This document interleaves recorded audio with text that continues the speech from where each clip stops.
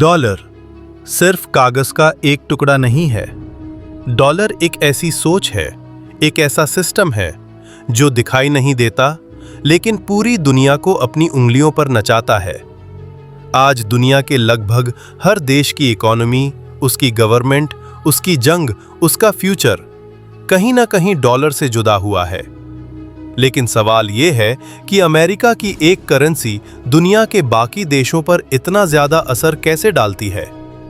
इस कहानी को समझने के लिए हमें टाइम में पीछे जाना पड़ेगा, उस दौर में जब दुनिया दो बड़े युद्धों के बीच से निकल रही थी।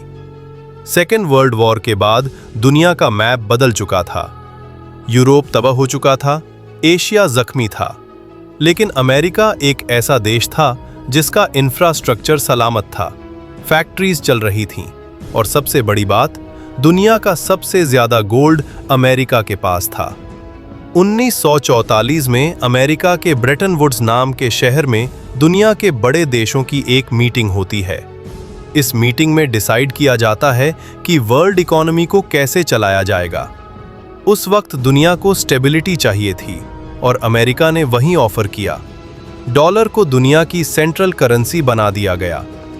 बाकी देशों की करेंसीज डॉलर से जुड़ी होंगी और डॉलर गोल्ड से लिंक्ड रहेगा। मतलब अगर किसी के पास डॉलर है तो उसके पीछे गोल्ड की गारंटी है।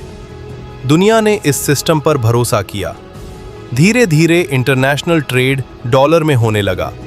कंट्रीज ने अपना गोल्ड अमेरिका के पास रखना शुरू किया और यहीं से डॉलर ने दुनिया के फाइनेंशियल सिस्टम में अपनी जड़ जमा ली। लेकिन असली खेल यहीं पर खत्म नहीं होता। अमेरिका ने इंटरनेशनल मॉनेटरी फंड और वर्ल्ड बैंक जैसे इंस्टीट्यूशंस क्रिएट किए। दिखने में ये ऑर्गेनाइजेशंस दुनिया की मदद के लिए बनी थीं, लेकिन उनके रूल्स और डिसीजन मेकिंग पावर पर सबसे ज्यादा कंट्रोल अमेरिका का ही था। जब भी कोई देश फाइनेंशियल क्राइसिस में फंसता, उसे आईएमएफ के पास जाना पड़ता। आईएमएफ लोन देता, लेकिन बदले में कंडीशंस रखता। कंडीशंस ऐसी होती जो उस देश की इकोनॉमी को धीरे धीरे डॉलर पर डिपेंडेंट बना देती। 1971 एक ऐसा साल था जिसने पूरी दुनिया को हिला दिया। अमेरिका के पास अब इतना गोल्ड नहीं बचा था कि वो हर डॉलर को सपोर्ट कर सके। प्रेसिडेंट रिचर्ड निक्सन ने एक अनाउंसमेंट की, अमेरिका डॉलर को गोल्ड से अनलिंक कर रहा है। इसका मतलब ये था कि अब डॉलर सिर्फ भरोसे पर चलने वाली करेंसी बन चुकी थी। थियोरेटिकली इस सिस्टम को उसी वक्त कोलैप्स हो जाना चाहिए था, लेकिन अमेरिका ने यहीं पर अपना सबसे डेंजरस मूव चला। गोल्ड की जगह डॉलर को ऑयल के साथ जोड़ दिया गया। मिडिल ईस्ट के पावरफुल ऑयल प्रोड्यूसिंग कंट्रीज, खासकर सऊदी अरेबिया के साथ एक डील हुई। डील सिंपल थी, दुनिया भर में ऑयल सिर्फ डॉलर में ही बेचा जाएगा। इस सिस्टम को कहा गया पेट्रो डॉलर सिस्टम। अब अगर किसी देश को ऑयल चाहिए तो उससे पहले डॉलर चाहिए, चाहे वो अफ्रीका हो, एशिया हो या यूरोप। डॉलर हर जगह जरूरी हो गया। इस सिस्टम का एक डायरेक्ट रिजल्ट ये हुआ कि दुनिया भर के सेंट्रल बैंक्स ने डॉलर रिजर्व करना शुरू कर दिया। अमेरिका जब चाहे डॉलर प्रिंट कर सकता था, क्योंकि दुनिया को डॉलर की जरूरत थी। ये एक ऐसी पावर थी जिसका उसे अमेरिका ने बिना आवाज के किया। जब अमेरिका इन्फ्लेशन क्रिएट करता, उसका बोझ पूरी दुनिया में फैल जाता। डॉलर के सिस्टम का सबसे खतरनाक हिस्सा है सैंक्शंस। इंटरनेशनल बैंकिंग का बैकबोन है स्विफ्ट सिस्टम। अगर किसी देश को स्विफ्ट से कट कर दिया जाए तो वो प्रैक्टिकली ग्लोबल इकोनॉमी से आइसोलेट हो जाता है। अमेरिका इस पावर का यूज करता रहा है।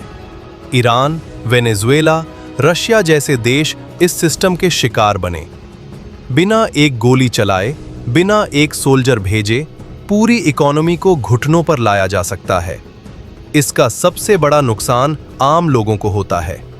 इन्फ्लेशन बढ़ता है, जॉब्स जाती हैं, मेडिसिन्स और फूड इंपोर्ट्स महंगी हो जाती हैं।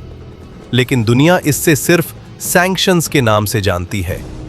असली वजह डॉलर का कंट्रोल अक्सर छुपा रहता है। डॉलर एक और तरीके से दुनिया को कंट्रोल करता है, डेट के जरिए। डेवलपिंग कंट्रीज को डॉलर में लोन दिया जाता है। जब उनकी करेंसी गिरती है तो लोन का बोझ और बढ़ जाता है। ये देश सिर्फ इंटरेस्ट चुकाते रहते हैं।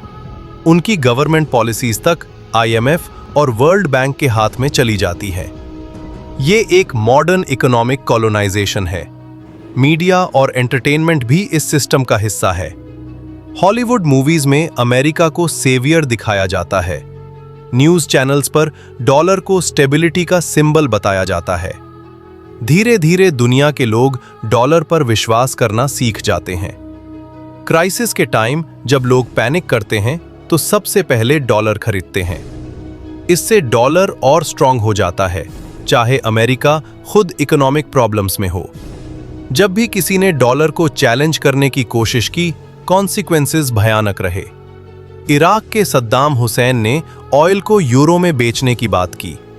लिबिया के मुअम्मर गद्दाफी ने गोल्ड बैक्ड अफ्रीकन करेंसी का सपना देखा। इन सब का अंजाम दुनिया के सामने है। ये सिर्फ पॉलिटिक्स थी या डॉलर सिस्टम के खिलाफ जाने की सजा? ये सवाल आज भी जिंदा है।